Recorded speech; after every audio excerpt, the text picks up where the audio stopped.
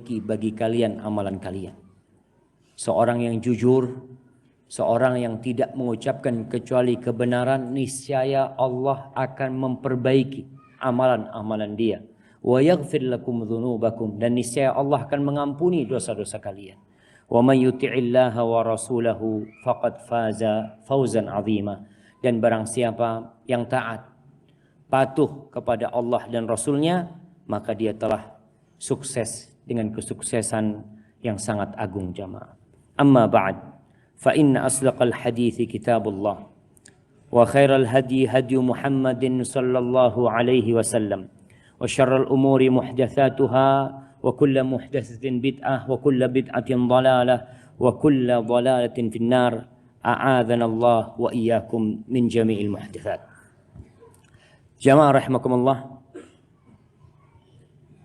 kita bersyukur kepada Allah karena bisa memulai daurah kita.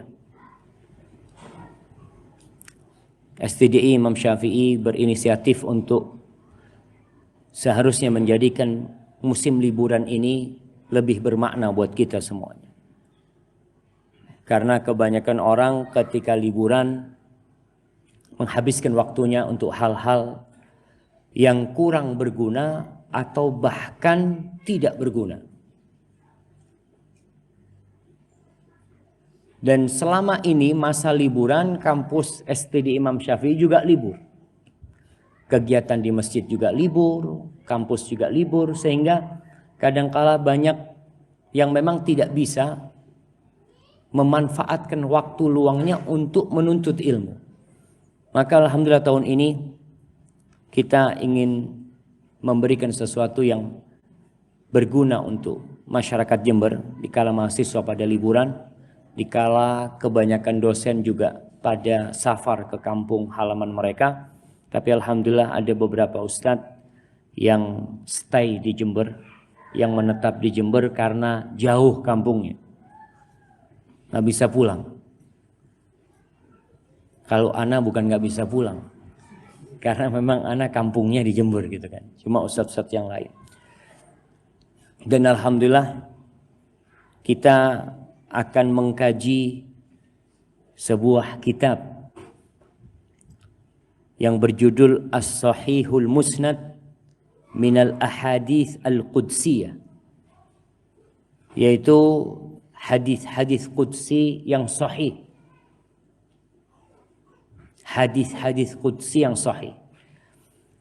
Insyaallah kita akan menjadikan kitab ini jadi tema, tiap hari temanya baru, tapi tetap bersandar kepada kitab ini dengan judul-judul yang telah diberikan oleh penulis kitab ini atau penyusun kitab ini, yaitu Syekh Mustafa Al-Adawi hafizahullahu ta'ala.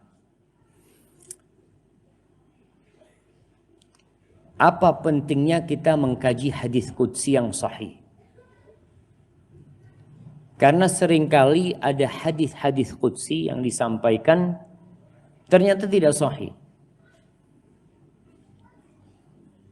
Dan biasanya orang itu suka dengan hadis-hadis yang isinya sangat dahsyat sekali. Contohnya hadis tentang lautan itu tiap hari minta izin kepada Allah Subhanahu wa taala untuk menenggelamkan manusia. Hadis itu banyak disebarkan via WA atau dalam ceramah-ceramah para ustadz. Maka kewajiban seorang yang menyampaikan hadis qudsi, hadis dhaif. Kewajiban seseorang yang menyampaikan hadis dhaif, dia harus menyampaikan derajat hadis itu kepada umat. Walaupun dia berpendapat bolehnya beramal dengan hadis qudsi atau hadis dhaif dalam fadailul a'mal, tapi harus disampaikan hadisnya dhaif seperti itu, sehingga orang tidak meyakininya dalam mengamalkan hadis tersebut. Syekh Mustafa Al-Adawi memberikan muqaddimah yang sangat indah sekali tentang perbedaan antara hadis qudsi dengan Al-Quranul Karim dan hadis qudsi dengan hadis nabawi. Yang pertama beliau sebutkan Al-Quranul Karim turun dengan perantara Jibril alaihi salam kepada Nabi sallallahu alaihi wasallam. Sebagaimana Allah firmankan di surah Asy-Syu'ara ayat 193, Allah mengatakan nazala bihi ar-ruhul amin. Nazala bihi ar-ruhul amin, yakni turun dengan Al-Quran ini Jibril alaihissalam. Jadi yang namanya Quran itu perantaranya siapa? Jibril alaihissalam. Dan banyak ayat lainnya. Di surah An-Nahl ayat 102 Allah mengatakan qul nazzalahu ruhul quds min rabbika bil haqq. Katakan yang menurunkannya adalah Ruhul Quds, yaitu Jibril dari Rabbmu dengan benar. Adapun hadis qudsi bisa jadi dengan perantara Jibril, bisa jadi ilham yang Allah ilhamkan kepada Nabi sallallahu alaihi wasallam. Jadi tidak lewat Jibril. Tahu-tahu Nabi mendapatkan ucapan itu di hati beliau, bukan lewat Jibril alaihissalam. Itu perbedaan yang pertama.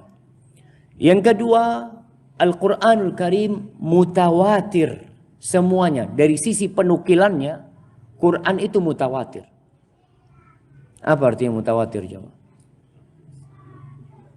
Mutawatir itu diriwayatkan oleh perawi yang banyak sekali, yang mustahil secara akal mereka akan berdusta. Yang meriwayatkan Al-Quranul Karim mutawatir semuanya. Itu berbeda dengan hadis qudsi. Karena hadis qudsi bermacam-macam dari sisi penukilannya. Bahkan tadi kita sampaikan ada yang dhaif dari sisi penukilannya. Yang ketiga, Al-Quranul Karim tidak mungkin ada kesalahan di dalamnya. Nggak mungkin sudah. Adapun hadis qudsi mungkin di dalamnya ada kesalahan dari sisi perawinya. Dari sisi perawi. Kalau dari sisi perawinya dhaif, bisa jadi isinya pun salah. Karena memang hadisnya dhaif. Bisa jadi perawinya itu ya mungkin pelupa. Atau perawinya memang banyak salah ketika menukil. Sehingga isi dari hadis qudsi itu nggak akurat, nggak bisa dipakai. Berbeda dengan Al-Quranul Karim.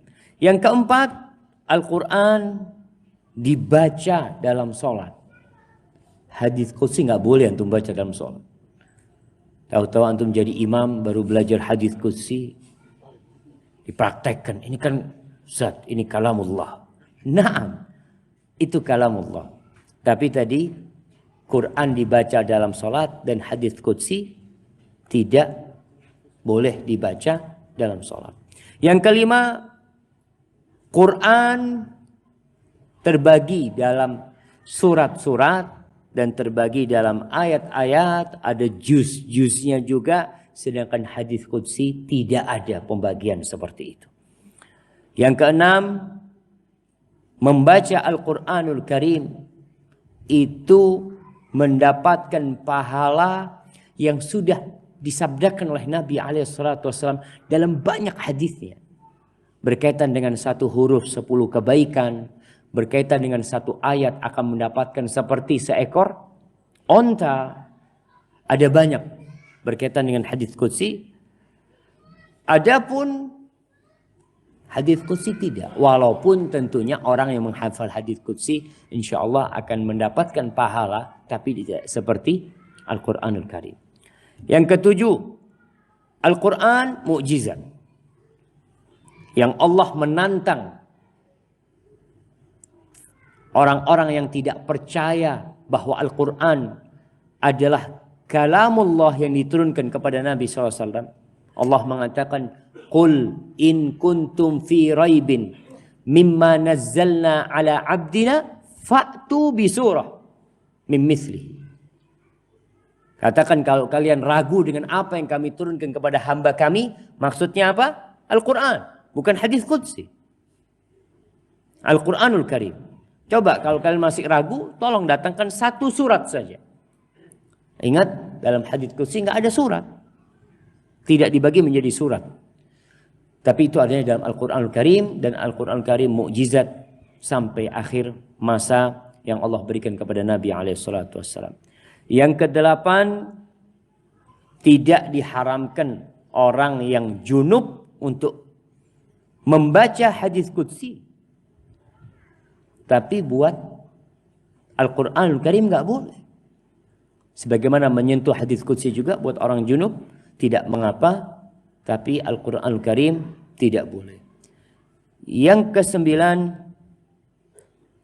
orang yang mengingkari Al-Quranul Karim kafir. Mengingkari satu ayat, mengingkari satu surat, maka dia kafir. Tapi hadis qudsi, kalau ada orang mengingkari hadis qudsi karena memang perawinya dhaif, maka apa dia? Tidak dikatakan kafir. Ini kalamullah engkau ingkari. Loh, ini kan hadis qudsi. Ana lihat perawinya nggak sahih dan hadisnya dhaif buat ana. Maka pengingkaran dia tidak mengeluarkan dia dari kekufuran kalau memang tadi dari sisi periwayatannya hadis itu dhaif sehingga dia mengingkarinya. Adapun Quranul Karim, maka dia akan kafir dengan mengingkari Al-Quranul Karim. Yang ke-10, diperbolehkan meriwayatkan hadis qudsi dengan makna. Ini menurut pendapat yang membolehkan meriwayatkan hadis dengan makna. Artinya meriwayatkan hadis dengan makna ini, ya antum mengatakan Rasulullah SAW bersabda, sebaik-baiknya kalian adalah yang mengajarkan Al-Quran, yang belajar Al-Quran dan mengajarkannya. Pertanyaannya, apakah itu sabda Nabi? Itu bahasa Indonesia, Nabi ngomongnya bahasa Arab. Itu meriwayatkan dengan makna. Tapi Al-Quranul Karim nggak boleh meriwayatkan dengan makna. Allah berfirman, katakan Allah itu Esa. Bukan. Itu bukan firman Allah. Firman Allah, Qul huwallahu ahad. Tapi katakan arti firman Allah. Bisa difahami jemaah. Jadi nggak boleh antum mengatakan Allah berfirman, dirikanlah sholat. Berarti antum meriwayatkan dengan makna. Tapi antum Allah berfirman yang arti firmannya, dirikanlah sholat. Hadis qudsi menurut pendapat yang membolehkan meriwayatkan dengan makna, boleh kita katakan Rasulullah SAW bersabda. Tadi anak katakan amal itu tergantung niatnya. Antum berarti meriwayatkan dengan makna. Bukan itu sabda Nabi SAW. Sabda Nabi adalah innamal a'malu binniyat. Tapi boleh meriwayatkan dengan makna, silahkan. Antum menisbatkannya kepada Nabi. Ini beberapa perbedaan antara hadis qudsi dengan Al-Quranul Karim. Adapun perbedaan antara hadis qudsi dengan hadis nabawi. Yang pertama, hadis qudsi itu Rasulullah SAW menisbatkannya kepada Allah. Menisbat ketika beliau mengatakan Allah berfirman. Itu kata Nabi SAW. Sedangkan kalau hadis nabawi, ya Nabi yang mengatakan. Nabi itu tidak pernah mengatakan dari hawa nafsunya. Wa ma yantiqu 'anil hawa in huwa illa wahyu yuha. Tapi perbedaannya kalau hadis qudsi itu Nabi mengatakan Allah berfirman. Tapi tidak ada dalam Al-Quranul Karim. Ini firman ini. Itu hadis qudsi. Hadis Nabi, ya Nabi mengatakan. Innamal a'malu binniyat, itu Nabi yang mengatakan. Umpamanya la dharara wa la dirar. Itu Nabi yang mengatakan. Yang kedua, hadis qudsi. Kebanyakan itu pembahasannya berkaitan dengan al-khauf. Dengan rasa takut kepada Allah. Dengan rasa harap kepada Allah. Dengan firman Allah, dengan makhluk-makhluknya. Allah berbicara dengan makhluk-makhluknya. Sedikit sekali hadis qudsi yang berbicara tentang hukum. Itu sedikit. Hukum sholat, hukum puasa, hukum haji, hukum jihad, sedikit sekali. Ini perbedaan hadis qudsi dengan hadis nabawi. Adapun hadis nabawi kita lihat kebanyakan berbicara tentang hukum. Banyak sekali perbincangan tentang hukum. Karena memang Rasulullah SAW diutus salah satunya untuk menjelaskan apa yang Allah turunkan dalam Al-Quranul Karim. Barakallahu fikum. Itu beberapa perbedaan tentang hadis qudsi dengan hadis nabawi, dan yang sebelumnya hadis qudsi dengan Al-Quranul Karim. Kita masuk ke hadis yang pertama, atau kepada bab yang pertama. Syekh mengatakan kaifiyatu kitabatil hasanat wassayiat wa rahmatullahi azza wa jalla fi dzalika. Jemaah, anak kitabnya nggak punya. Anak nggak punya kitabnya. Tapi ini subhanallah ya, kemudahan yang Allah berikan sekarang dengan adanya PDF. Orang itu bisa baca walaupun dia nggak punya bukunya. Maka antum manfaatkan gadget antum ini untuk hal-hal yang berguna. Antum bisa download 100.000 kitab gratis. Yang antum kalau harus naruh kitab itu di rumah antum, istri antum gugat cerai. Antum punya 100.000 kitab, istri antum kayaknya mas kalau gitu, anak pulang ke rumah orang tua, semua isinya kitab 100.000 jemaah. Subhanallah, itu bisa ada di HP. Allahu Akbar. Maka anak katakan anak nggak punya kitabnya, tapi alhamdulillah ada PDF, dan teman-teman yang juga ingin download bisa di download kitab ini. Banyak, tinggal dicari apa judul kitabnya. As-Sahihul Musnad fil Ahaditsil Qudsiyah, punya Syekh Mustafa Al-Adawi. Baik. Yang pertama, qala al-Imamul Bukhari rahimahullahu ta'ala. Imam Bukhari berkata dalam kitab sahih, haddatsana Qutaibah ibn Sa'id qala haddatsana al-Mughirah ibn Abdurrahman an Abi Zinad anil A'raj an Abi Hurairah radhiyallahu anhu anna Rasulullah sallallahu alaihi wasallam qala. Dari Qutaibah ibn Sa'id meriwayatkan dari Mughirah ibn Abdurrahman, dari Abi Zinad, dari A'raj, dari Abi Hurairah radhiyallahu anhu, bahwa Rasulullah sallallahu alaihi wasallam bersabda. Sampai sini ini riwayat hadis Nabi, bahwa Rasulullah sallallahu alaihi wasallam bersabda. Hadis Nabi. Tapi tadi yang membedakan hadis Nabi dengan hadis qudsi, Nabi ketika menyampaikan hadisnya menisbatkan kepada Allah. Lalu Nabi mengatakan yaqulullah, Allah berfirman. Maka jadi hadis qudsi. Artinya ini Allah yang berfirman. Idza arada 'abdi an ya'mala sayyi'atan fala taktubuha 'alaihi hatta ya'malaha fa in 'amilaha faktubuha bimithliha wa in tarakaha min ajli faktubuha lahu hasanah wa idza arada an ya'mala hasanatan falam ya'malha faktubuha lahu hasanah fa in 'amilaha faktubuha lahu bi 'ashri amsalha ila 700.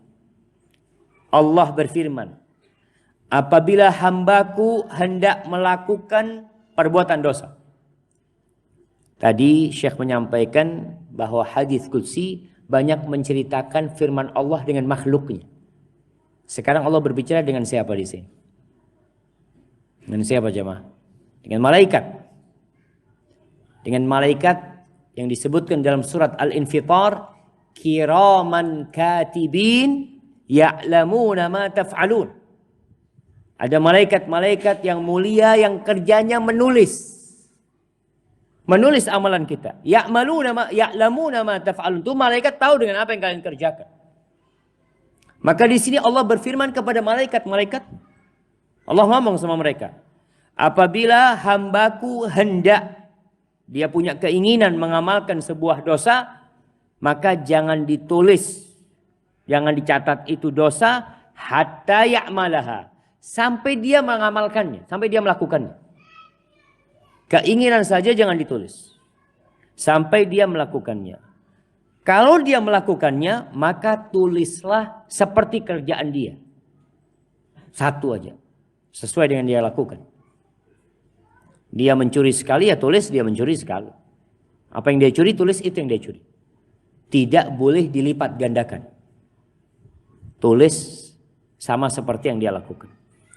Kalau dia meninggalkan dosa itu, dia punya keinginan melakukan dosa, kemudian dia meninggalkannya. Min ajli, ingat, Allah mengatakan dia meninggalkan dosa itu untuk aku. Karena aku. Ini penting catatan ini jemaah. Hari-hari ini banyak teman-teman yang hijrah. Meninggalkan pekerjaan yang haram. Menuju kepada pekerjaan yang halal. Pertanyaannya, kenapa dia tinggalkan yang haram? Kalau karena Allah, selesai. Tapi enggak Ustaz. Kenapa? Ana di PHK Ustaz. Wih, beda lagi. Artinya dia meninggalkan pekerjaan itu karena di PHK. Padahal dia ingin masih di sana gitu. Jadi bukan karena Allah. Terpaksa dia meninggalkan karena memang diusir. Atau kenapa antum kok meninggalkan pekerjaan itu? Alhamdulillah Ustaz, ada tawaran yang gajinya lebih besar Ustaz. Berarti bukan karena Allah. Di sini disebutkan yang meninggalkan dosa karena aku faktubuha lahu hasan. Ini niat ya, Ma. Ini baru bicara niat. Kalau tadi yang Anda contohkan itu orang meninggalkan dosa memang, bukan niat melakukan dosa. Kalau yang dibicarakan dalam hadis qudsi ini orang yang punya niat melakukan dosa lalu dia meninggalkan dosa itu karena aku, maka tulis satu kebaikan buat dia. Satu kebaikan buat dia. Wa idza arada an ya'mala hasanatan falam ya'malha faktubuha lahu hasanah. Apabila dia mengamalkan dia ingin melakukan satu kebaikan lalu dia tidak mengamalkannya. Dia ingin melakukan kebaikan lalu dia tidak mengamalkannya. Maka Allah katakan kepada malaikat-malaikat, tulis buat dia satu kebaikan. Allah subhanallah jemaah. Ini karunia Allah ya, kalau bicara sa'atu rahmatillah, Allahu akbar jemaah. Makanya nanti kita akan baca hadis yang lainnya. Orang itu yang binasa, itu memang orang yang sangat binasa. Berkaitan dengan Allah. Allah tuh buka pintu tobat yang besar-besar. Allah kasih antum beramal satu, Allah lipat gandakan. Tapi dia masuk neraka gitu.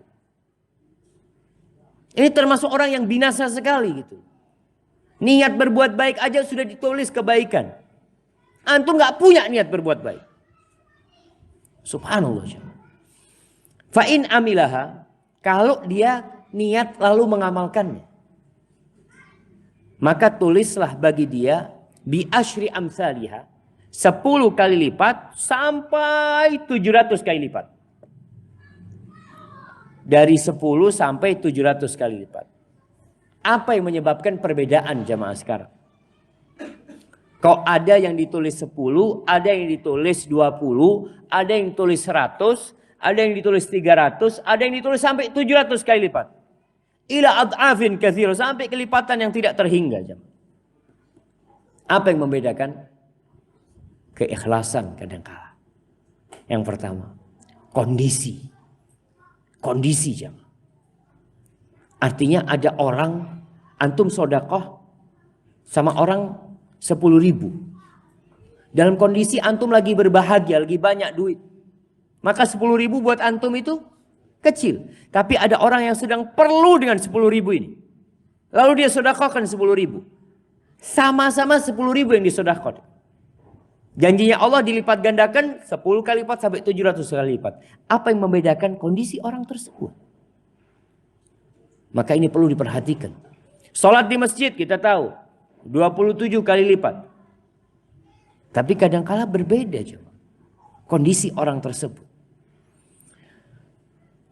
Maka di sini Syekh kemudian menjelaskan ada banyak hadis yang berkaitan dengan dilipat gandakannya amal kebaikan. Bahkan bukan cuma hadis, ayat-ayat dalam Al-Qur'anul Karim menyebutkan tentang dilipat gandakannya amal soleh yang diamalkan. Contohnya yang ada di surah Al-Baqarah ayat 261. Allah mengatakan mathalul ladzina yunfiquna amwalahum fi sabilillah kamathali habbatin ambatat sab'a sanabil fi kulli sumbulatin mi'atu habbah wallahu yudha'ifu liman yasha wallahu wasi'un alim. Permisalan orang yang membelanjakan hartanya di jalan Allah. Membelanjakan hartanya di jalan Allah itu seperti satu biji gandum, jamaah. Satu biji gandum yang menumbuhkan 7 bulir. Antum lihat kayak padi. Ana sampai sekarang belum pernah melihat gandum secara nyata. Tapi kalau padi sering.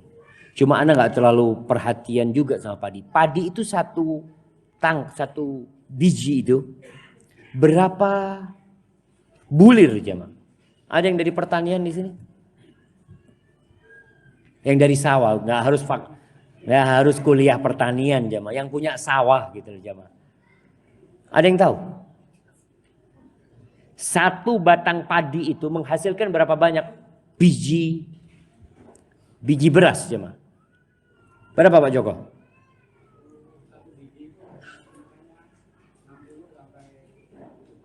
70. Oh, 70 tangkai. Oh, jadi satu biji, kita tanam satu biji padi, 70 anakan. Satu malai 360 bulir. Masya Allah, jamaah. 70 kali 300 berarti. Allahu Akbar, jamaah. Itu padi, jemaah. Tapi orang Arab nggak kenal padi dulu. Karena di masa Nabi SAW yang mereka kenal adalah gandum. Itu yang hidup di sana. Allah samakan tadi. Satu biji gandum yang kemudian menumbuhkan 7 bulir. Setiap bulirnya itu ada 100 biji gandum. Berarti 7 kali 100, 700. Jadi kalau antum sodakoh, Allahu Akbar. Makanya jangan pernah meremehkan sodakoh yang antum keluarkan. Antum, ya Allah Ustaz, ana cuma punya 2.000. Ustaz. Antum lihat ada berapa kelipatan di sana. Kalau 2.000 kali 700 antum coba. Berapa 2.000 kali 700 ya? 1.400.000. Allahu Akbar. Jadi ketika antum mengeluarkan 2.000 itu, 1.400.000. Bismillah. Itu artinya matematikanya seperti itu. Tapi bukan di dunia saja, jamaah. Karena ada orang yang berpikir anak kasih 2.000 sampai rumah nunggu. Kok enggak datang 1.400.000 ya? Itu kelipatan ganda yang Allah berikan itu fid dunya wa fil akhir. Makanya ketika seorang sahabat membawa 1 ekor onta dengan pelananya, apa kata Nabi sallallahu alaihi wasallam? Laka biha yaumal qiyamah 700 naqah kulluha makhtumah. Engkau akan mendapatkan nanti pada hari kiamat 700 ekor onta. Kapan pada hari kiamat? Bukan di sini, jemaah.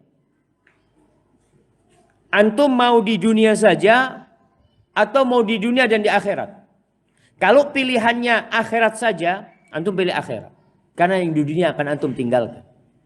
Ketika di hari kiamat ada penimbangan, jamaah.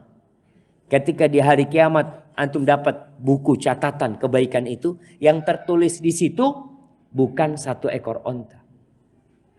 Tertulis antum sodakoh 700 ekor onta. Allahu Akbar. Padahal 1 yang antum keluarkan. Dan pada hari kiamat yang ditimbang itu 1 onta apa 700 onta? 700 onta. Yang akan ditimbang di timbangan kebaikan dia. Subhanallah. Ini kalau bicara luasnya rahmat Allah. Lalu disebutkan di akhir ayat ini. Wallahu yudha'ifu liman yasha. Allah melipat gandakan buat siapa yang Allah kehendaki. Artinya di sini ada perbedaan. Yang fulan dilipat gandakan 300. Yang fulan dilipat gandakan 700. Fulan nggak dilipat gandakan. Kenapa? Allah memberikan menggandakan itu terserah Allah Subhanahu wa taala. Wallahu wasi'un alim. Tapi Allah maha luas dan maha mengetahui. Dan Allah sudah punya aturan dalam mencatat kebaikan dan keburukan. Subhanallah. Baik. Kemudian di surat Al-Qasas ayat 84 Allah mengatakan man jaa'a bil hasanati falahu khairun minha. Barang siapa yang datang dengan 1 kebaikan, maka bagi dia balasannya itu yang lebih baik dari satu kebaikan tersebut. Ini kita akan melihat bagaimana perhitungan manusia dan perhitungan Rabbul Alamin. Kalau antum kerja di sebuah perusahaan, antum kerja umpamanya bikin gelas. Antum bikin gelas. Ketika antum setoran gelas itu, antum datang ke bos, bos alhamdulillah sudah jadi 1 gelas. Dibayarnya 1 gelas apa 10 gelas sama bosnya? 1 gelas lah. Bos, Allah itu 700 kali lipat, bos. Iya, bos akan 1 hitungannya. Terhitung antum setoran 1 gelas. Hal manusia. Tapi Allah lebih baik dari itu.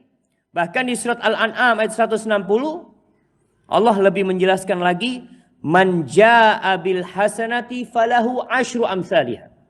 Barang siapa yang datang dengan 1 kebaikan, maka bagi dia 10 kali lipat dari kebaikan yang dia lakukan. Allahu Akbar jemaah. Maka jangan meremehkan amal soleh, dan jangan kemudian antum setelah mendengar kajian ini malas beramal.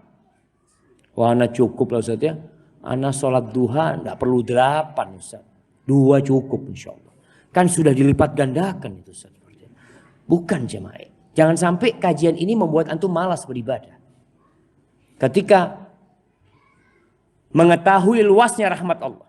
Sehingga kita lihat kadang-kala Nabi SAW itu melarang sahabat untuk menyampaikan beberapa hadis tentang luasnya rahmat Allah.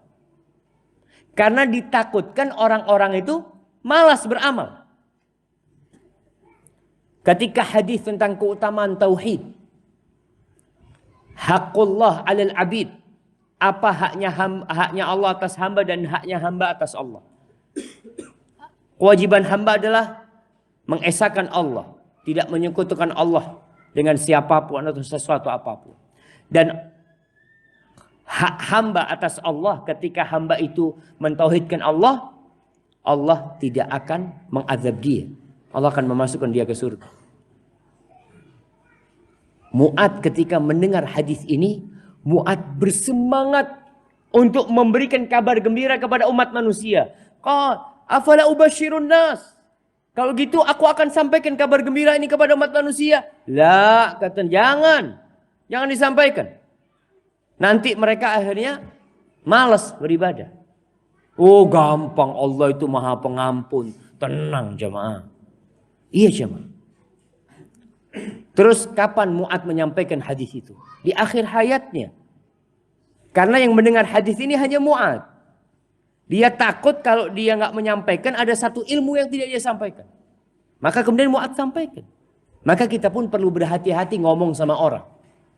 Ketika antum berbicara dengan orang pelaku kemaksiatan, antum perlu memberikan informasi kepada dia tentang dahsyatnya azab Allah. Agar dia bertobat. Agar dia takut. Ketika dia takut, jangan sampai dia putus asa. Di sini antum sampaikan besarnya rahmat Allah. Antum, alhamdulillah antum sudah tobat. Dan Allah itu menerima tobatnya orang-orang yang kembali kepada Allah SWT.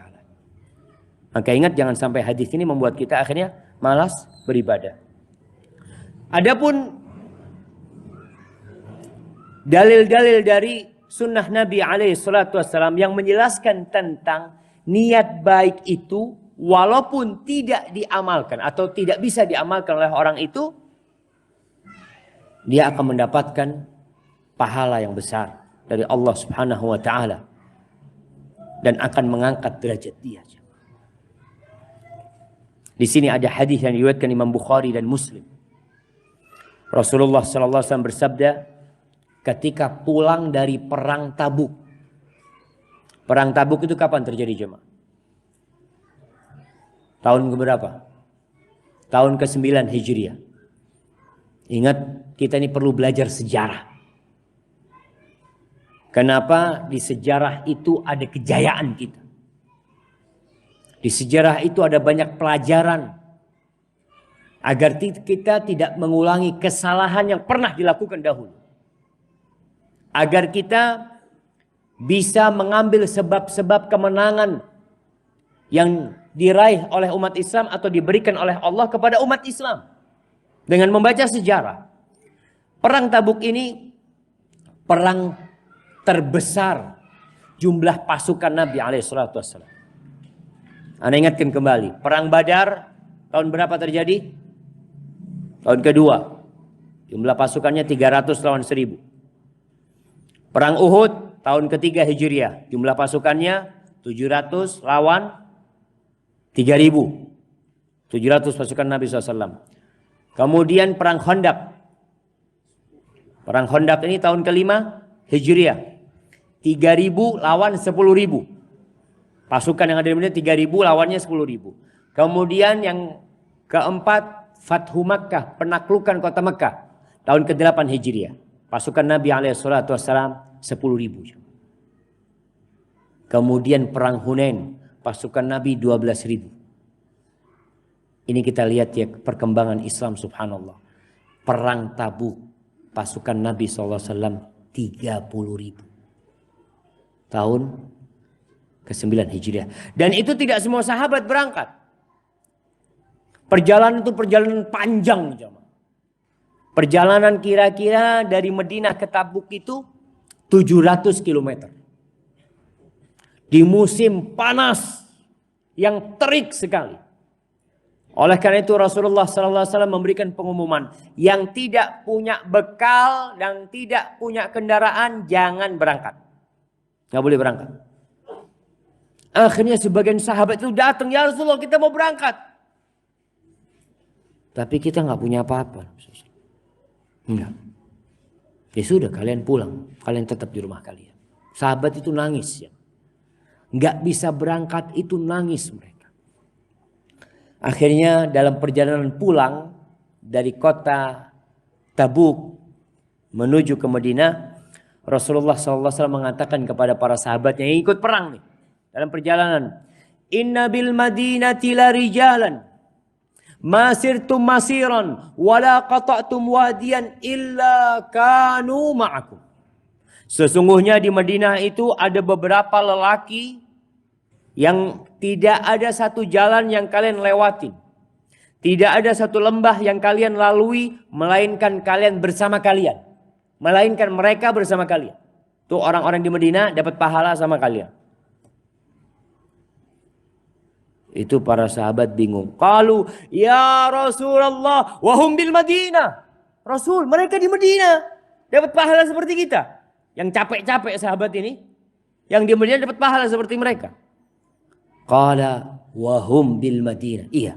Posisi mereka di Madinah. Mereka nggak ikut. Habasahumul udhur. Mereka nggak bisa berangkat karena uzur. Tapi mereka sudah punya niat. Bahkan mereka sudah jalan menuju Nabi SAW. Mereka sudah mengungkapkan niatnya. Tapi nggak bisa berangkat. Wa fi riwayatin illa syarakukum fil ajri. Kecuali mereka bersama kalian dalam pahala. Dalam riwayat lain disebutkan habasahumul marad. Mereka nggak bisa berangkat karena sakit. Jadi hadis ini menjelaskan bahwasanya niat baik itu akan menyebabkan antum mendapatkan pahala. Seperti orang yang melakukannya. Tapi nanti para ulama menjelaskan bahwasanya seperti orang yang melakukannya dalam pokok pahalanya. Bukan dalam kelipat gandaannya. Kita tahu niat kan ditulis kebaikan. Kalau antum niat jihad, antum ditulis berangkat jihad. Ditulis antum dapat pahala berangkat jihad. Tapi bukan kelipat gandaan. Karena kelipat gandaan itu diberikan kepada siapa? Yang mengamalkan. Yang akan dilipat gandakan. Tapi kalau antum cuma niat aja, antum dapat pahala jihad, dapat pahala. Tapi tidak dilipat gandakan seperti yang mengamalkannya. Kemudian ada hadis lain yang menyebutkan tentang indahnya niat ini. Hadis yang diriwayatkan Imam Bukhari dan Muslim. Bahwa Nabi SAW bersabda, Al-mar'u ma'aman ahabba. Seseorang itu bersama orang yang dia cintai. Nih.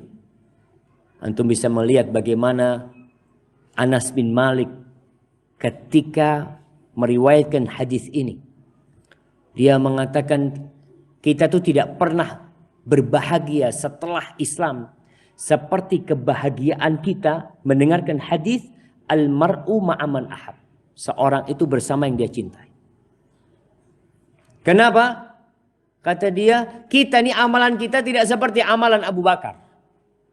Amalan kita tidak seperti amalan Umar. Tidak seperti amalan, apalagi amalan Nabi SAW. Tapi dengan hadis ini harapannya kita dikumpulkan bersama mereka. Walaupun tidak beramal seperti amalan mereka. Tapi ada cinta. Antum punya keinginan mengamalkan seperti amalan mereka juga. Cinta itu mengantarkan antum ke sana. Kemudian adapun yang berkaitan dengan dosa. Tadi kita bicara amal kebajikan dan niat beramal baik.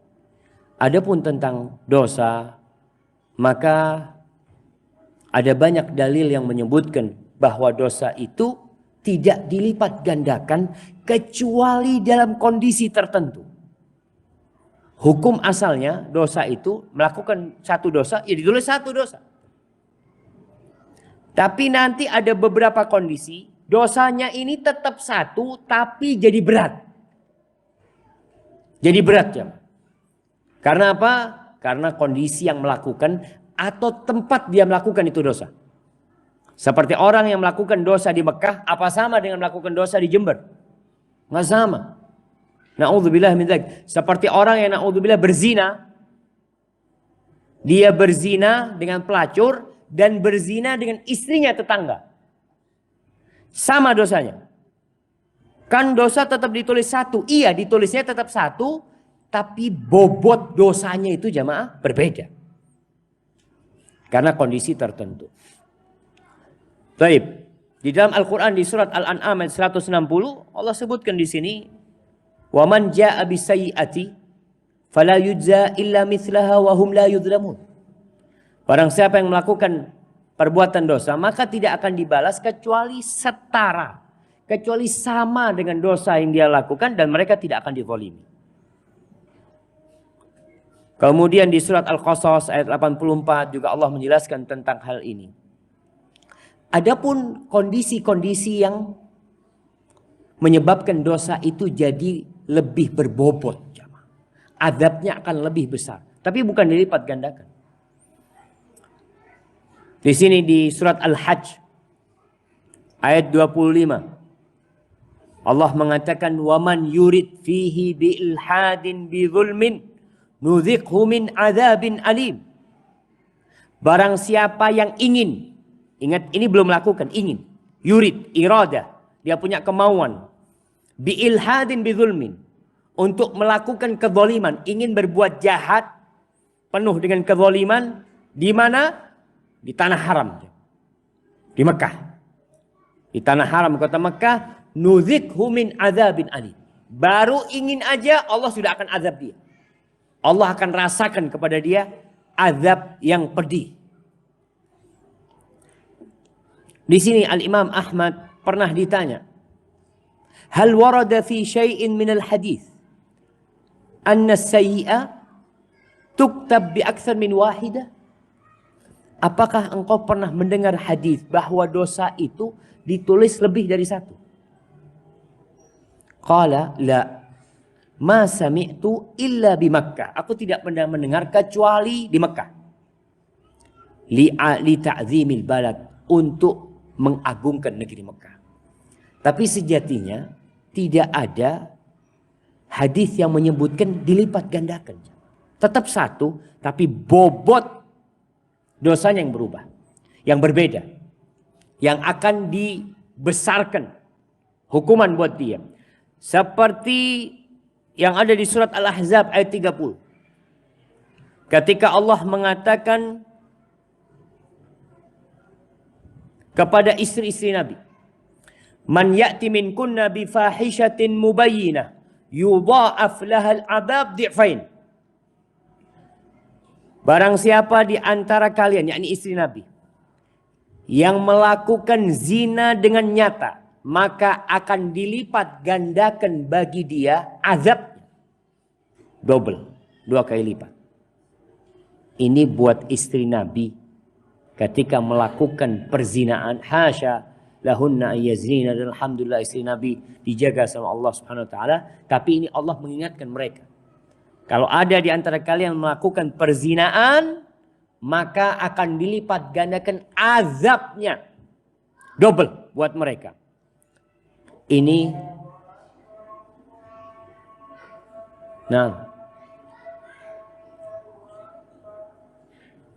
Fadhal Supriyadi.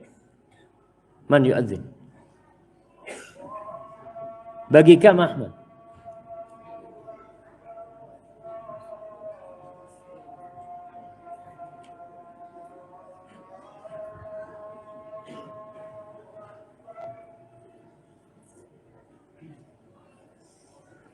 Ahmad, jam yang ini udah lewat gitu loh. Ana takut jam yang di atas itu tidak cocok jemaah. Baik, fadhal.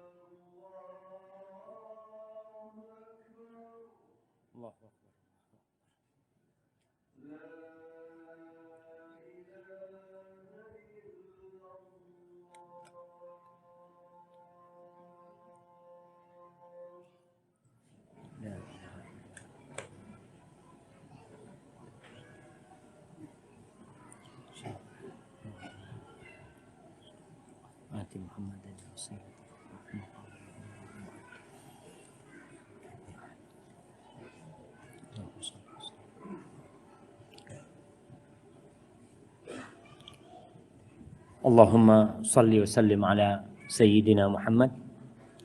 Baik jamaah, kembali bahwa secara umum Kalau perbuatan dosa itu tetap tidak dilipat gandakan. Dosanya satu ya ditulis satu. Hanya nanti akan berbeda bobotnya melihat kondisi, tempat, dan pelaku yang melakukan hal itu. Istri-istri Nabi dilipat gandakan azab buat mereka karena perzinaan mereka itu juga mengandung dosa yang lainnya, yaitu menyakiti Nabi SAW, menyakiti Nabi, sehingga dilipat gandakan azab buat mereka. Zina itu tadi yang Anda sampaikan, berzina itu dosa, tapi berzina dengan istri tetangga dia melakukan dua dosa. Dosa yang pertama berzina, yang kedua tidak menjaga kehormatan tetangganya. Padahal dalam Islam diperintahkan untuk menjaga dan menghormati tetangganya. Taib ini yang berkaitan dengan niat berbuat perbuatan dosa yang hanya akan ditulis satu. Sekarang Syekh membahas tentang hadithun nafas. Kadang-kala di hati kita ini ada keinginan-keinginan jangan. Kayak Allahu Akbar, hadithun nafas itu kadang-kala antum kepingin umpamanya ada seorang yang bertanya sama anak ini was-was. Kadang-kala ada pikiran ceraikan istrimu, ceraikan istrimu. Seperti itu. Bagaimana dengan kondisi dia? Ini masalah hadithun nafas, sesuatu yang terlintas di hati, tidak menjadi tekad dan niat, maka hal itu dimaafkan. Dalam hadis riwayatkan Imam Bukhari, Nabi SAW bersabda, Inna Allah tajawaza li an ummati ma waswasat bihi suduruha ma lam ta'mal au takallam. Sesungguhnya Allah memaafkan buat aku. Artinya untuk kehormatan Nabi SAW. Buat aku dari umatku. Kesalahan umatku dalam kondisi apa? Dalam kondisi was-was yang ada pada diri mereka. Hal-hal yang terbetik dalam jiwa mereka.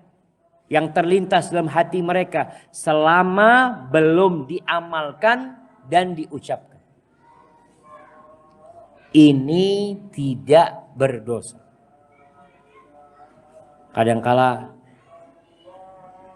ya ada orang-orang benci sama, sakit hati sama fulan. Dalam hati ada pikiran-pikiran yang gerundel ya. Kepingin tak kemposi sepedanya. Nah, seperti itu. Artinya kadang-kala kan masih jemaah. Artinya ada terlintas dalam hati antum sakit hati. Ada orang parkir depan pintu rumah antum gitu ya. Kadang-kala ada pikiran seperti itu. Selama tidak dia amalkan, selama dia tidak berucap, maka itu dimaafkan. Adapun niat yang sudah jadi tekad untuk melakukan dosa, maka ini dosa. Terhitung dosa. Jadi niat yang kuat jamaah untuk melakukan dosa, Syekh mengatakan, amma binisbah li israril qalbi ala ma'siyatillah azza wa jal fa ala dzalika izm. Maka orang yang punya niat kuat untuk berbuat dosa, maka itu berdosa. Baik dia melakukan perbuatan itu atau dia membatalkannya. Baik dia melakukan atau dia membatalkannya. Karena dia punya ingin kuat. Seperti dalam hadis Nabi SAW yang menyebutkan dunia ini punya 4 orang. Salah satunya orang yang kaya raya, yang gak dikasih ilmu, kemudian dengan kekayaannya dia melakukan dosa aja. Dia berbuat dosa. Dia berzina, dia minum khamar, dia pesta yang diharamkan macam-macam. Tetangganya miskin. Gak bisa berbuat kayak gitu. Tapi dalam hatinya, aku kalau punya duit kayak gitu, aku akan berzina juga. Bukan sesuatu yang terlintas, tapi sudah menjadi niat. Tinggal, kalau orang niat ini tinggal apa? Tinggal butuh fulus. Seperti orang yang berhenti berbuat dosa, dia berhenti berbuat dosa, dia nggak main judi. Karena nggak punya fulus. Atau orang kalah main judi. Dia kalah main, tidak punya uang dia, tapi dalam hati dia ingin main judi. Keinginan dia itu dosa. Keinginan dia dosa. Karena dia keinginan yang kuat untuk melakukannya tadi, yang menghalangi tinggal belum punya uang. Ini berdasarkan firman Allah Subhanahu wa taala, "Inna ba'dadh-dhanni itsim." Sesungguhnya sebagian persangkaan itu dosa. Enggak semuanya, tapi sebagian persangkaan itu dosa. Kemudian di surat An-Nur ayat 20 Allah mengatakan, "Innal ladzina yuhibbuna an tashi'al fahishatu fil ladzina amanu lahum adzabun alimun fid dunya wal akhirah." Allah mengatakan sesungguhnya orang-orang yang cinta tersebarnya perzinaan. Dia suka perzinaan itu banyak tersebar. Dia tidak melakukan tapi dia punya cinta dalam hatinya.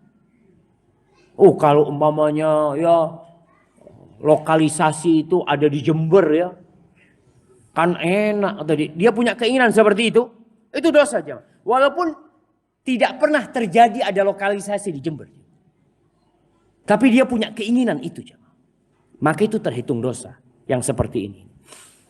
Kemudian hadis Nabi SAW, "Idzal taqal muslimani bisayfihima fal qatil wal maqtul finnar." Apabila dua orang muslim berjumpa dengan dua pedangnya, mereka saling membunuh, maka yang mati, yang terbunuh dan yang membunuh dua-duanya di neraka. Karena dia punya keinginan kuat tadi jamaah, cuma dia kalah aja. Kalau dia yang menang, dia yang jadi pembunuh. Dia kalah, dia jadi terbunuh.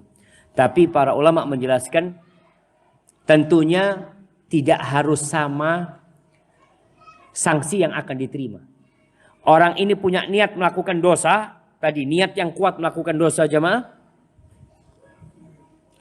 tapi dia tidak melakukannya. Yang satu melakukannya dengan niatnya. Apakah sama hukuman buat dia? Tentunya tidak sama. Itu Allah SWT yang akan memberikan hukuman kepada mereka. Kemudian Syekh membahas tentang bagaimana kalau orang meninggalkan niat kuatnya tadi. Dia niat berbuat dosa, lalu dia tinggalkan. Padahal dia mampu untuk melakukan dosa itu. Lalu dia tinggalkan. Maka ada beberapa kondisi. Kondisi yang pertama, dia meninggalkan karena takut kepada Allah.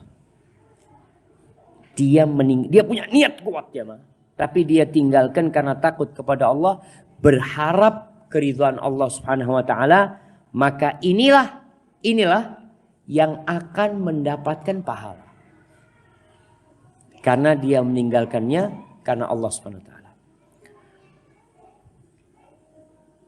Kemudian kondisi yang kedua, dia meninggalkan perbuatan niatnya dia mengurungkan niatnya karena ada sesuatu yang menghalanginya. Mau berzina, tahu-tahu pezinanya mati. Waduh, tidak jadi, kata dia. Karena ada yang menghalangi. Atau nggak jadi berzina karena ada razia. Sudah booking hotel, tahu-tahu ada razia. Oh dia alhamdulillah anak nggak jadi berzina, alhamdulillah. Antum nggak jadi berzina karena ada razia, bukan karena Allah Jalla Jalaluhu. Maka yang seperti ini dosa. Dia niat itu tetap dia dosa.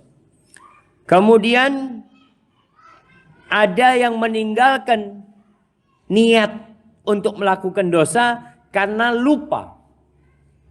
Dia punya niat berbuat dosa, maka orang ini tetap akan mendapatkan sanksi. Seperti orang ini mau berangkat melakukan dosa, tahu-tahu pikirannya, dia mau beli khamr. Di tengah jalan lihat ada warung sate. Aduh, makan sate dia. Terus pulang ke rumahnya. Lupa kalau tadi dia itu berangkat mau beli khamr. Dia berangkat sudah jalan dia. Cuma sayangnya tadi ada tukang sate dan ini rahmat Allah juga. Artinya membuat orang itu akhirnya gagal berbuat dosa. Tapi tetap dia akan mendapatkan sanksi. Walaupun secara bobot sanksi yang akan diterimanya berbeda dengan orang yang mengamalkan dosa itu. Kemudian di sini hadis yang kedua berkaitan dengan masalah hadis qudsi ini. Imam Muslim mengatakan, qala Rasulullah sallallahu alaihi wasallam, Qala Allahu azza wa jal, Allah berfirman, "Idza tahaddatsa 'abdi bi an ya'mala hasanatan fa ana aktubuha lahu hasanah." Apabila hambaku berkeinginan untuk melakukan amal kebajikan, maka aku akan menulis satu kebaikan buat dia, malam ya'mal, selama dia tidak mengamalkan, tapi sudah niat. Niat, ya Allah, aku kepingin ya Allah ya, kalau bisa umpamanya berangkat haji tahun ini. Dia punya keinginan itu. Tapi dia tidak mengamalkan karena kondisi yang menghalangi dia, maka akan tulis satu kebaikan buat dia. Fa idza amilaha fa ana aktubuha bi asyri amsali. Kalau dia mengamalkannya, maka aku tulis 10 buat dia. Wa idza tahaddatsa bi an ya'mala sayyi'atan. Kalau dia ingin melakukan dosa, fa ana aghfiruha lahu ma lam ya'malha. Maka aku mengampuni. Aku mengampuni dosa dia selama dia tidak mengamalkannya. Tapi tidak mengamalkannya karena sebab ya, tadi yang kita sebutkan.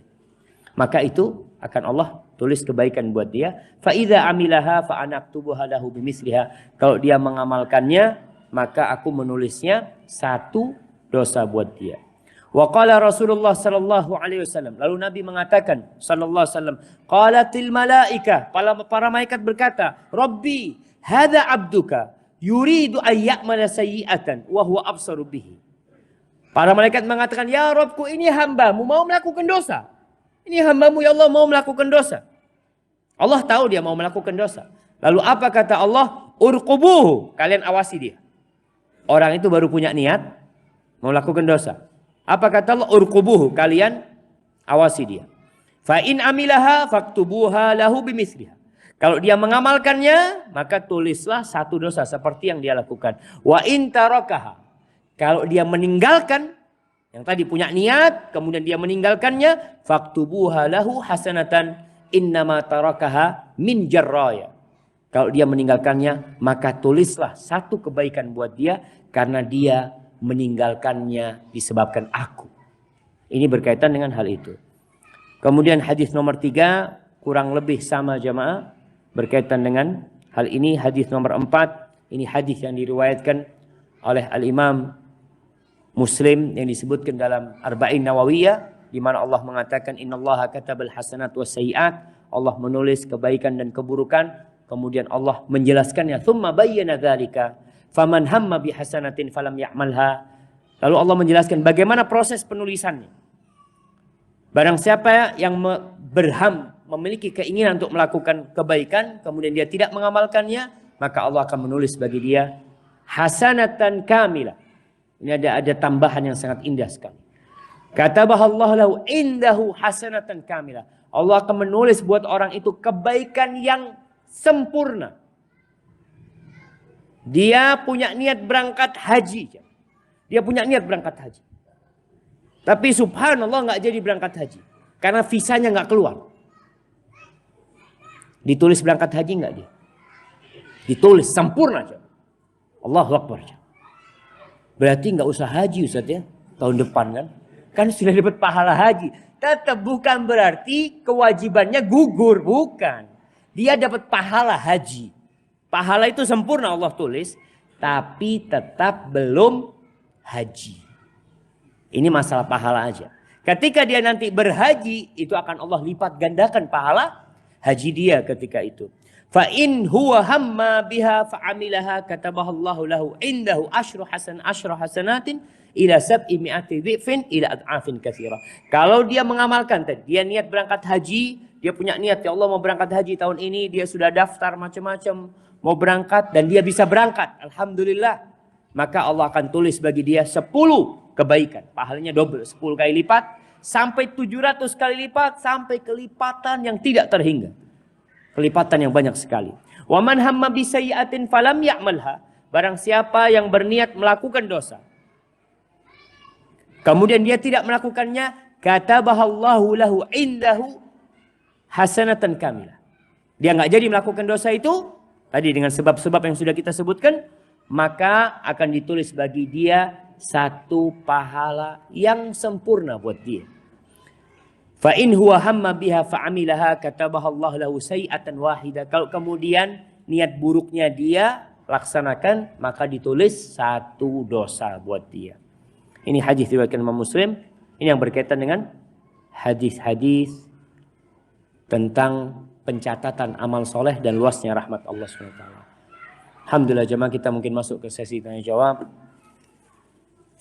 Jamaah, ini malam Christmas,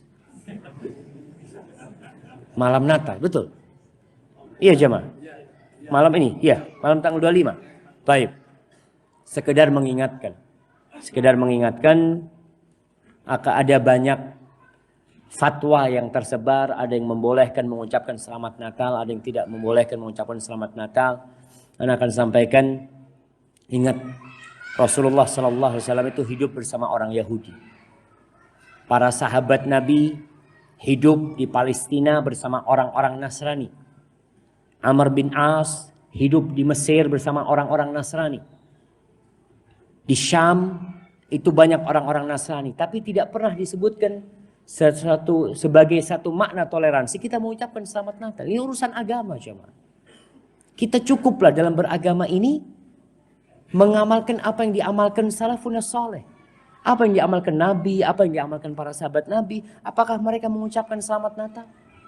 Mereka orang yang paling santun, mereka orang yang paling toleransi, jemaah. Ini yang pertama. Yang kedua, perayaan Natal ini dalam agama kita itu baik apa buruk? Dalam pandangan agama kita, itu amalan yang buruk. Karena mereka merayakan kelahiran seorang yang diklaim anak Tuhan sama mereka. Kita tidak merayakan, mereka yang merayakan hal itu. Kalau kita melihat kemungkaran, tugas kita apa? Mengingkari, bukan malah mendoakan. Selamat ya, selamat melakukan dosa dia. Antum melihat itu dosa apa bukan? Dosa, Ustaz. Iya, mereka melakukan itu dosa. Lalu antum katakan selamat buat dia. Seharusnya antum memberi nasihat buat dia, bukan mengucapkan selamat gitu. Dan ini bukan berarti kita hidup apa istilahnya? Hidup tidak toleransi. Tetangga kita Nasrani punya anak, lahir anaknya. Kelahiran anak ini nikmat apa bukan? Boleh nggak kita mengucapkan selamat atas lahirnya anaknya? Boleh. Masya Allah, kita katakan, oh mudah-mudahan jadi anak yang soleh, yang mendapatkan petunjuk. Boleh antum katakan sama dia, jamaah. Karena ini kebaikan, dia alhamdulillah, dia punya rumah baru nikmat. Kita boleh katakan selamat ya punya rumah baru ya. Boleh seperti itu, karena rumah itu nikmat dan bukan dosa. Tapi kalau perayaan Natal yang dilakukan mereka, kita tahu mereka merayakan sesuatu yang penuh kesyirikan. Kok kita mengucapkan selamat gitu? Seharusnya antum mengingkari. Nggak mampu mengingkari dengan tangan, dengan lisan sampaikan. Nggak mampu dengan lisan, maka dengan hati. Tapi tidak ikut dalam acara mereka. Dan kita tidak boleh mengganggu mereka. Mereka merayakan Natal silahkan. Mau rame-rame di gereja mereka silahkan. Tapi kita sebagai umat Islam katakan kepada mereka, Qul ya ayyuhal kafirun la a'budu ma ta'budu. Sampai akhir ayat. Sampai akhir ayat katakan lakum dinukum waliyadin. Barakallahu fikum. Assalamualaikum Ustaz, semoga Allah bisa mengumpulkan kita kembali di surganya kelak. Amin. Anda mau tanya, jika seseorang diberikan rezeki yang lebih oleh Allah dan harta tersebut sudah jauh melebihi nisab, bagaimana ketentuan zakatnya?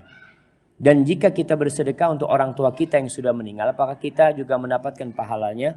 Syukran, jazakallahu khairan. Baik, ana uhibbuka fillah, ahabbakallah fima ahbabtani fihi.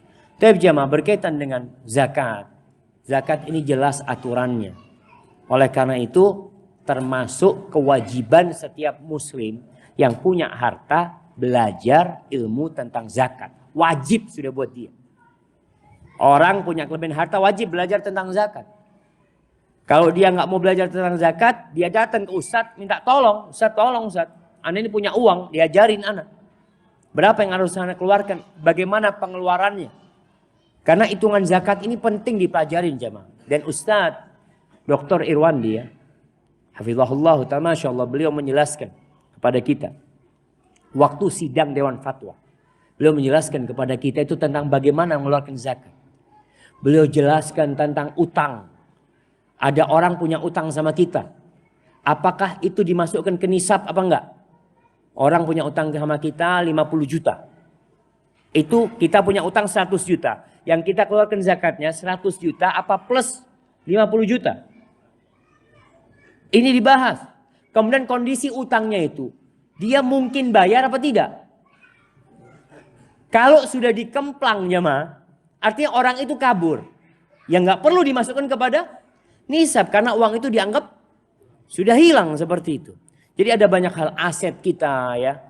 Ada aset yang memang diperjualbelikan. Ada aset yang ditempatin. Kita punya barang di toko. Barang kita itu dihitung jemaah. Kalau antum punya usaha, dihitung. Antum punya toko HP umpamanya. Antum dilihat, antum mengeluarkan zakat nih. Sudah sampai 1 haul, antum lihat. Uang, ana punya uang, alhamdulillah, umpamanya 50 juta. Barang ada di toko ditulis. HP 30 juta. Aksesoris ada 100, umpamanya 100 ribu, 200 ribu. Tulis semuanya jemaah. Setelah ditulis baru antum keluarkan zakatnya. Ustaz harus detail kayak gitu Ustaz. Iya urusannya sama Allah Subhanahu wa taala ini jemaah. Jadi antum punya tanah, ana punya tanah Ustaz, tapi tanah itu enggak diperjualbelikan Ustaz. Ana nanti kalau sudah punya rezeki ana mau bangun, berarti enggak ada zakatnya karena tidak diperjualbelikan. Tapi kalau antum punya 10 rumah, antum bangun 10 rumah, kemudian antum perjualbelikan, itu ada zakatnya. Tapi belum laku Ustaz, tapi dihitung itu. Itu harta antum. Bagaimana penghitungannya dengan harga sekarang atau harga tahun kemarin? Kadang-kala harga itu naik turun jemaah. Maka perlu tolong orang yang punya uang belajar. Wajib belajar. Antum datang pada ustadz, pelajarin, buka buku tentang zakat. Sehingga antum tidak salah dalam mengeluarkan zakat. Adapun bersedekah buat orang tua, insya Allah pahalanya sampai kepada orang tuanya. Ana bukan itu yang ana tanya ustaz. Pertanyaannya, apakah ana dapat pahala juga? Niat aja dapat pahala jemaah. Apalagi yang mengeluarkan itu antum. Ana punya uang 100 juta. Ana taruh, ya Allah ini wakaf buat abah dan ibu ana. Antum dapat pahala enggak? Dapat. Tapi berapa? Wallahu a'lam bishawab. Itu Allah yang akan mencatatnya. Assalamualaikum. Waalaikumsalam. Apa niat saya itu untuk menyukai seorang wanita? Apakah itu dosa? Boleh atau tidak? Syukron. Jemaah, mencintai seorang wanita itu dosa apa tidak?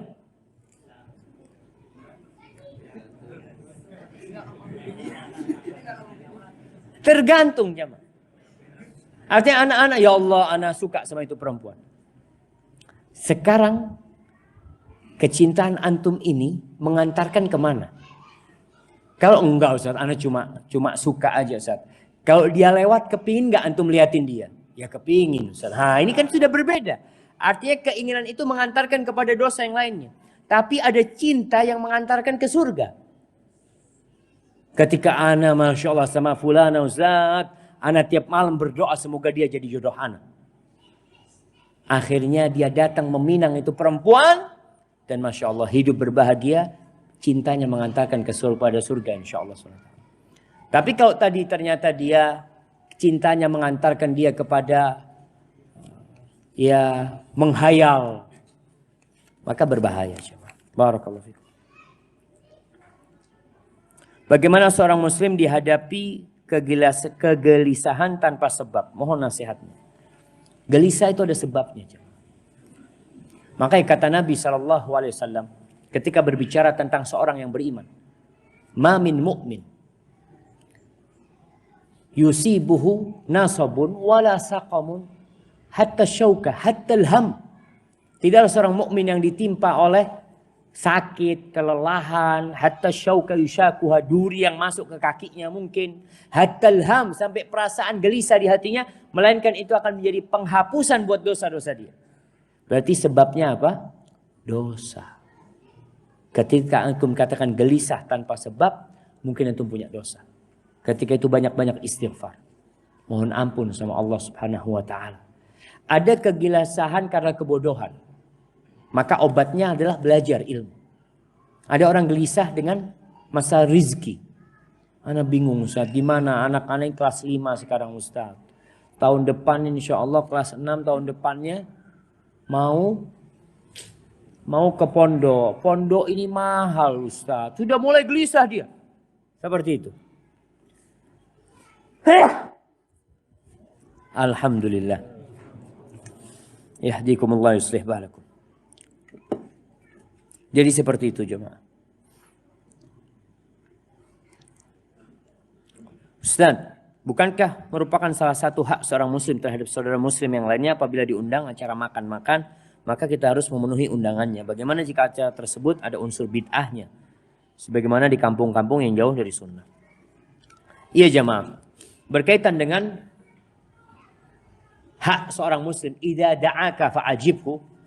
Kalau antum diundang sama dia, antum harus datang. Undangan ini lebih kepada walimatun nikah. Walimatun nikah. Tapi yang lainnya pun kita dianjurkan untuk datang memenuhi undangan saudara kita. Selama undangannya itu tidak mengandung unsur maksiat. Seperti antum diundang makan, Masya Allah, Alhamdulillah, anak baru punya rumah ini. Anak ingin undang antum. Iya. Antum datang ke sana ternyata dia panggil penyanyi dangdut. Waduh kata dia. Gimana Ustaz, ini hak saudara ana Ustaz. Antum duduk di sana. Menikmati penyanyi dangdut. Dosa antum jamaah. Jadi ketika ada unsur dosanya antum gak boleh datang. Tapi demi menjaga, ini penting. Menjaga hubungan kita sama tetangga kita. Sama masyarakat. Selesai acara antum datang. Afwan, ana nggak bisa datang, ana nggak enak sama acara antum soalnya ada macem-macemnya lah. Ana mohon maaf, tapi nih ana bawa oleh-oleh buat antum. Tetap menjaga hubungan baik sama mereka dan kalau bisa kita memberikan nasihat sama mereka. Barakallahu fikum. Masya Allah. Apa nama ma'had di Yaman yang bagus untuk menuntut ilmu agama? Wallahi jamaah, sekarang kondisi Yaman ya dengan adanya perang ini agak berat jamaah. Agak berat dan banyak pesantren-pesantren yang ditinggalkan. Wallahu a'lam ya. Dulu ada di Damaj ya. Ma'hadnya Syekh Mukbil rahimahullahu ta'ala yang kemudian hancur lebur. Kemudian Syekh yang menjadi pemangku ma'had tersebut sekarang ada di Mekah kalau nggak salah. Bagaimana hukumnya membayangkan dosa-dosa yang dulu dilakukan, contoh berbuat zina, tapi terus terbayang. Kalau terbayang kenikmatannya, maka di sini antum jadi dosa. Karena menghayalkan dosa. Menghayalkan dosa yang sudah antum lakukan. Tapi kalau kebayang dosanya, itu nggak apa-apa. Jadi antum dihantui dengan dosa yang antum lakukan. Na'udzubillah min dzalik. Memang setan akan mengganggu antum. Ada yang bertanya, Ustaz, anak kadang-kala sholat, Ustaz, bayangan dosa masa lalu itu datang, Ustaz. Anak berusaha untuk menghilangkannya. Ya memang harus berusaha untuk menghilangkannya. Tapi tidak membiarkan hal itu, ya gimana Ustaz ya? Karena itu sudah pernah terjadi, antum harus menghilangkannya. Memerangi hal itu. Dan insya Allah, Allah akan beri kekuatan kepada antum. Terus terang jamaah, kita itu berlindung kepada Allah dari dampak dosa buruk kita. Makanya di khutbatul hajah, apa kata Nabi SAW? Wa na'udzu billahi min syururi anfusina wa sayyiati a'malina. Kita berlindung kepada Allah dari keburukan amalan-amalan kita. Yang tadi membuat sholat pun jadi gak khusyuk karena kepikiran dosa tersebut. Na'udzubillah min dzalik. Orang yang pernah berzina, akhirnya dia jadi gak hasrat sama istrinya. Na'udzubillah min dzalik. Padahal dia sudah bertobat. Tapi bayangan dosa masa lalu dia itu, dia melihat istrinya tidak terlalu cantik, istrinya seperti ini, seperti itu dari dampak buruk dosa yang antum lakukan. Maka kita berlindung kepada Allah dan terus mohon ampun kepada Allah Subhanahu wa taala dan kuatkan dengan banyak-banyak zikir. Hadza wallahu a'lam bishawab. Insyaallah pertanyaan ini besok akan kita lanjutkan kajian kita. di bab yang selanjutnya. Hadza wallahu a'lam bissawab. Subhanakallahumma wa bihamdika asyhadu an la ilaha illa anta astaghfiruka wa atubu ilaik. Wassalamualaikum warahmatullahi wabarakatuh.